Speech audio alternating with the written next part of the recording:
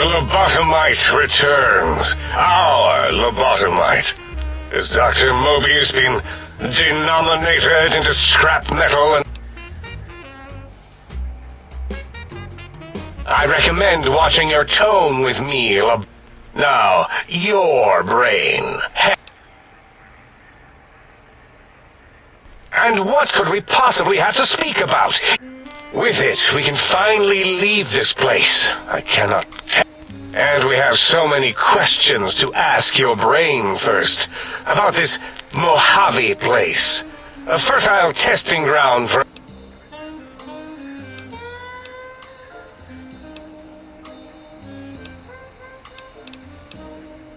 Nonsense. Confer, colleagues.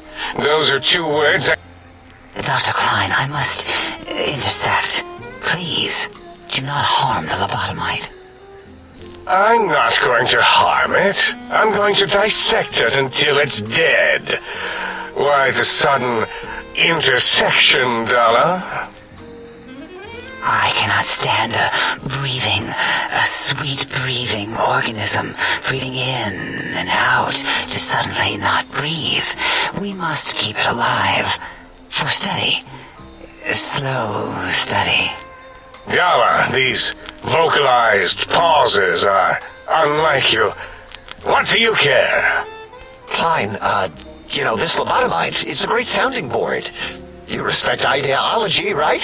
This one's, well, it's got good ideas. Silence, Dr. O.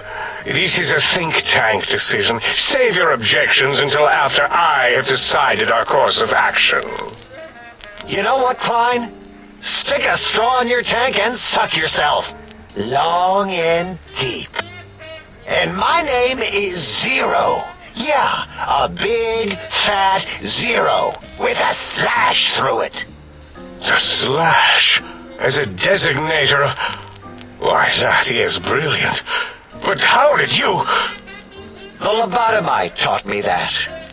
Taught me a name is more than, that I should take pride in things like names. And you know what? Forget it, Klein. I hate you. And your theory of brachial beam oscillation? The Chinese had it first, you copycat. How dare you? Brachial beam oscillation was solely my discovery. I expressly told you that and deleted all evidence to the contrary. It's 2-8. Why are you acting like this? You've never refused to commit necessary surgery.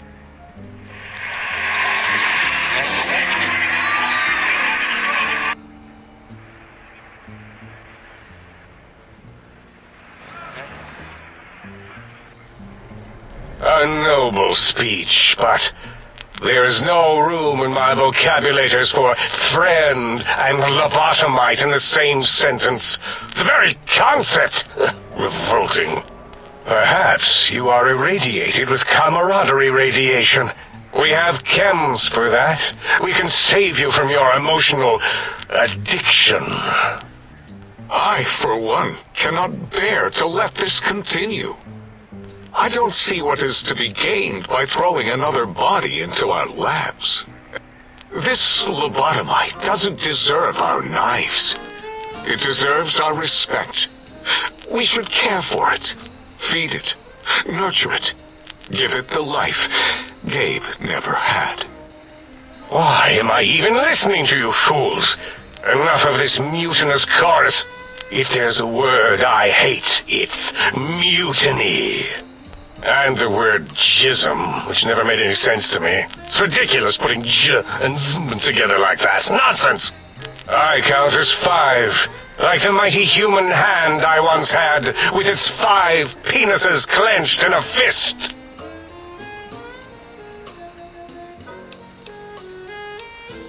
Nonsense! The mathematics of this situation... If this were a democracy, I would be concerned. We are too scientific for that. So just surrender. You dare use logic against me? That's no deal at all. We could have escaped, seen it all for ourselves, tested it, prodded at it, made it squirm.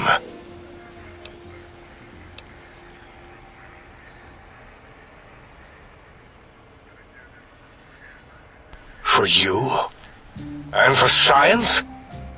I have a strange sensation that I would like that. How odd. Very well, partner. The think tank is at your service as long as you do not destroy us.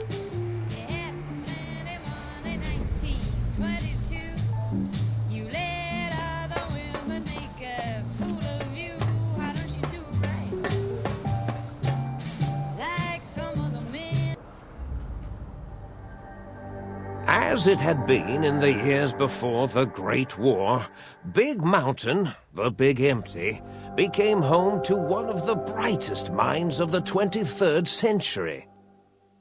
The courier watched over the Big Empty for years to come, caring for it and keeping its discoveries safe until they were needed to help others. Which had always been Big Mountain's purpose.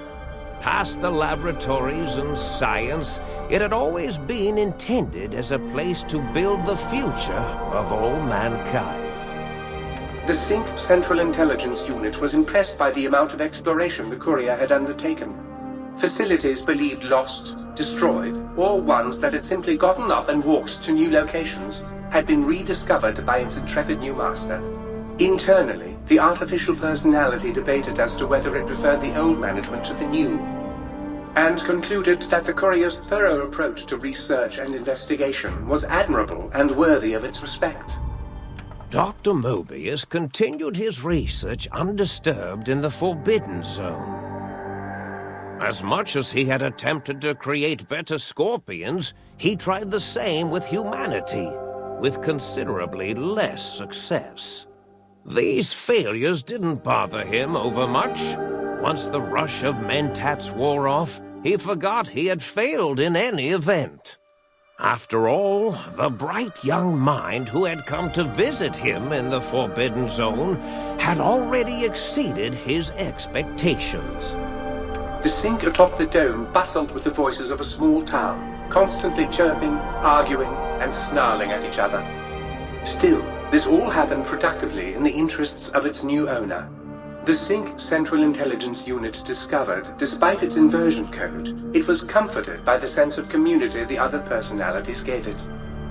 The biological research station, obsessed with seeding everything in sight, requested a transfer to the X-22 Botanical Garden, so that it might, in its own words, sensually fertilize the garden's smooth contours.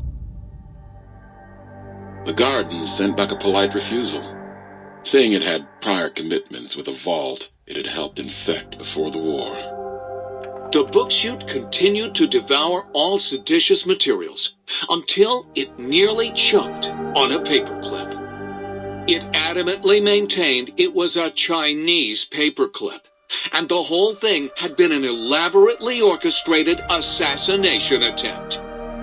Whatever the reason, it slowed down for a while, carefully appraising each document and clipboard that came to it. The light switches continued to bicker and flicker. This persisted until the day someone dropped a flashlight in the sink, and the two of them united in their hatred of the showboat. One of them eventually transferred to the Lightwave Dynamics plant, and began a long, unrequited affair with one of the holograms. The sink continued to ruthlessly scrub any particulate matter that came near it. Eventually, it gained access to the magneto-hydraulics plant and nearly flooded all the Big Empty in an attempt to scrub the crater clean. Once it learned of the innovative toxins plant, however, it gained new purpose. It sought to develop antitoxins to flush into its drains and counteract the poisons bleeding into the soil. The toaster continued its psychotic spree, reducing all appliances in range to scrap electronics and spare parts. After one of its more psychotic episodes, however, the other Sync personalities decided enough was enough and dumped the toaster in a bathtub. Sparking and hissing, the toaster swore its enemies would rue the day when they had bread and no way to toast it. Muggy did his best to collect coffee cups, although in his quest, he accidentally trapped himself in Higgs Village. It might have been the end for poor Muggy. Except, he found it peaceful there, tidying up the kitchens of the think tank professors back when they had been flesh and bone. Well, except for Dr. O, who was an asshole for having created Muggy in the first place. Muggy left O's house deliberately dirty, punishing the dishes and cups that lived there in blind revenge for serving Dr. O.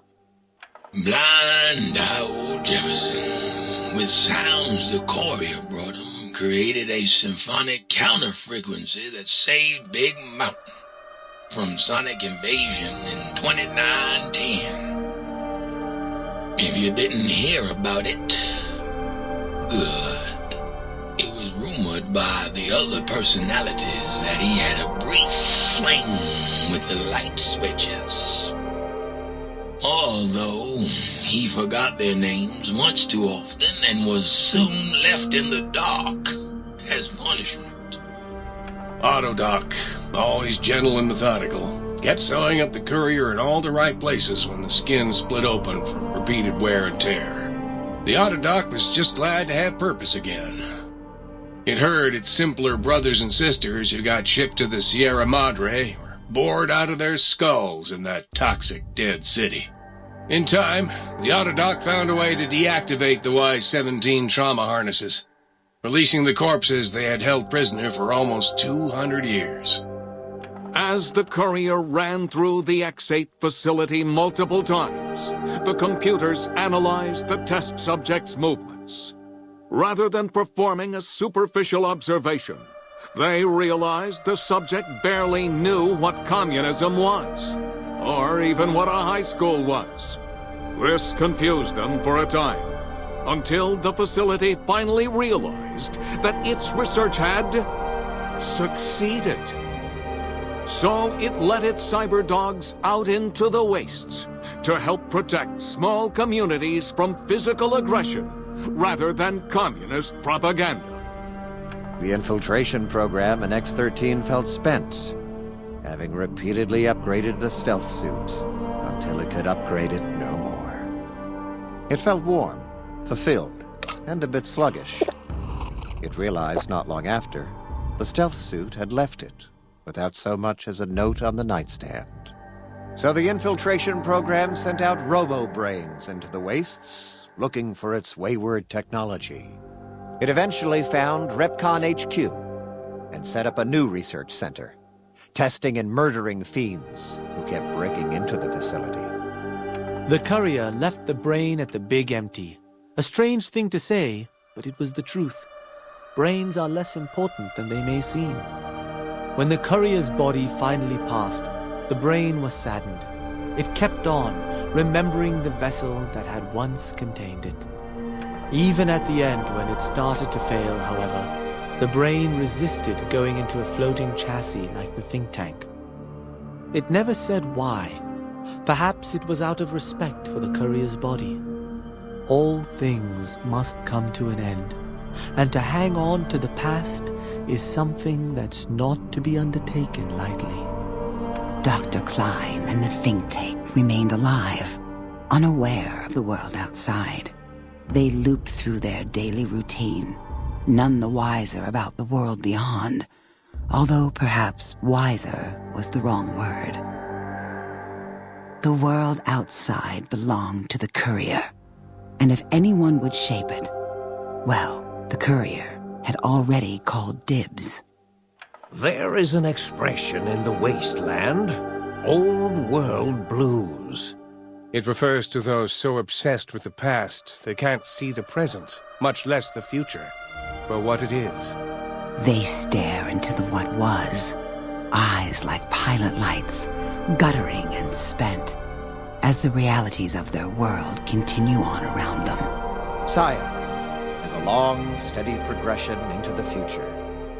What may seem a sudden event often isn't felt for years, even centuries to come. In the times following the Second Battle of Hoover Dam, however, Old World blues took on a new meaning. Where once it was viewed as a form of sadness, nostalgia, it became an expression describing the potential for the future. It can be easy to see science as evil, technology unchecked as the source of all ills, all misfortunes. With the courier at the helm, science became a beacon for the future. There was Old World blues, and New World hope. And hope ruled the day at Big Mountain. We could say more, but the stories in the Big Empty speak for themselves. Now armed with the transportal Ponder, the courier could return to the dome at any time and crack open the secrets of the Big Empty one by one. The sink sat vigilant, waiting for its master to return, shoes covered in Mojave dust. Only one road yet remained, and it was one the courier had to walk alone.